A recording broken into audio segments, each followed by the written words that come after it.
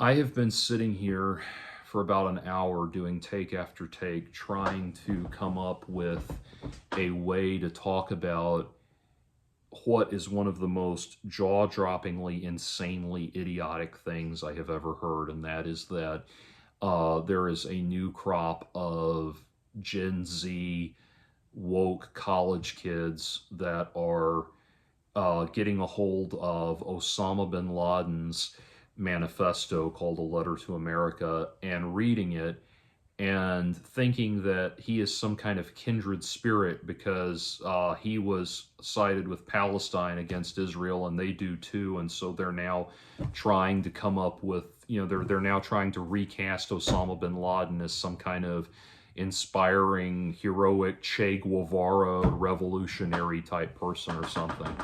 Look, if Osama bin Laden had gotten what he really wanted, which was the institution of Sharia law here in the United States as the governing practice of the United States, the very people that are championing this crap would be the exact kind of people that would be first to get the axe, and it would probably be a literal axe in this case. Look, kids, every single side in every single conflict has always viewed themselves as the good guys. There has never been a conflict in human history where one side showed up for the war and said, "Hi, we're the bad guys." Every single side always sees themselves as being on the side of right. And just because Osama bin Laden saw himself as being the good guy does not mean that he was.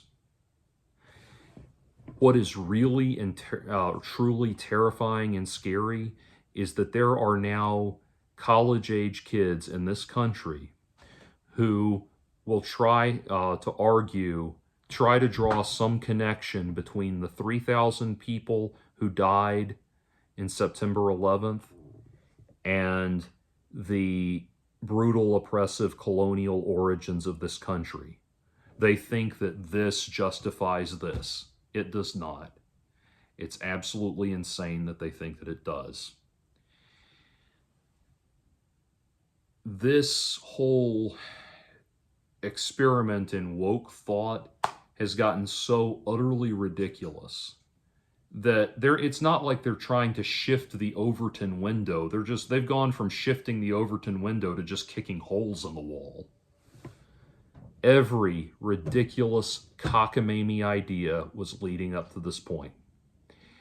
Everything, these asinine ideas about getting rid of police or drastically defunding the police, these ideas about justifying looting and shoplifting as reparations, all of these stupid, asinine ideas that are not designed to do anything other than fuck up the world that we live in.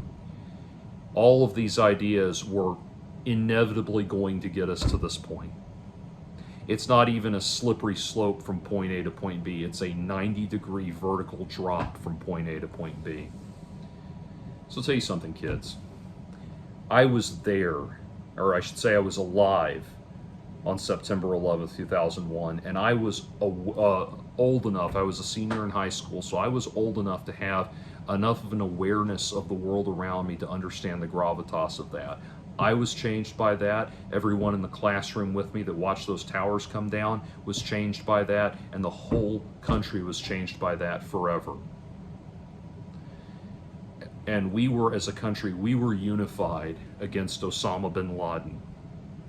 Everybody in the country wanted him dead. That was not up for debate. That was not up for discussion.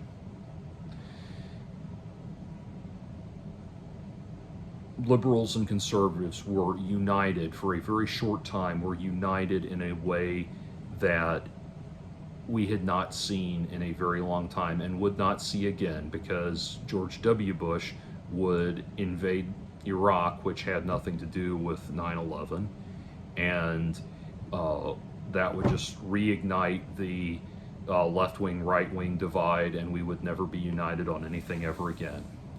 I bring that up because we, I was completely on the left liberal side throughout the entire George Bush George W. Bush administration, and I don't regret it.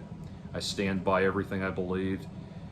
Then my voting record, with the exception of my economic views, which have shifted since then, but my voting record in all of the elections I voted in was John Kerry, Barack Obama, Gary Johnson, Joe Biden.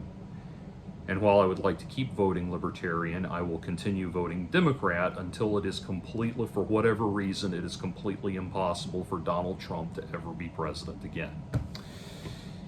So that's not exactly the ravings of a right-wing conservative zealot, now is it? But let me tell you what's different between the progressivism that I practiced and the progressivism you practiced. The progressivism I practiced was a critique from within. It was wanting to make the country a better place, not throw the country out altogether. Wanting to go back to the fucking Stone Age, which is what you are calling for when you side with assholes like Osama bin Laden, is not progress. It is not progress to want to go back to the darkest of dark ages that the human race has ever known.